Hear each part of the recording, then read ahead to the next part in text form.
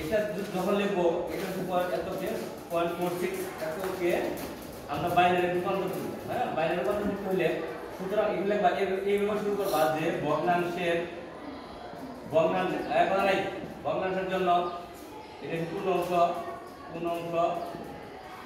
পূর্ণাংশ রয়েছে পূর্ণাংশের জন্য কত 0.46। যেহেতু আমরা বাইনারি দিতে হবে এই জন্য 2 দিয়ে গুণ দিব। এই 46 এর 2 দিয়ে গুণ দিলে 92 হয়, মানে হচ্ছে 0.92 হয়। 0.92 হয়, এখানে 0 বসবে 0.92 এবারে বসবে।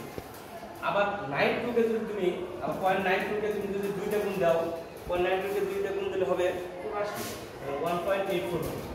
তাহলে 1 টা এখানে লিখবো, 84 এখানে লিখবো। আবার যদি এই 84 কে 2 দিয়ে গুণ দাও, 84 কে 2 দিয়ে গুণ দিলে 68 হবে, মানে 1.68 হবে। তাহলে 1 এখানে লিখবো, 68 এখানে লিখবো। আবার যদি এই 68 কে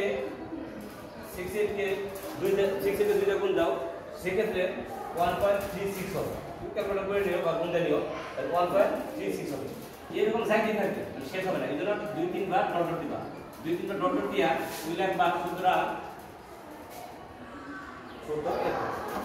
0.46 10 12 এখানে 0.0112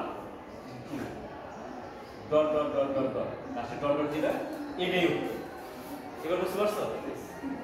ঠিক আছে।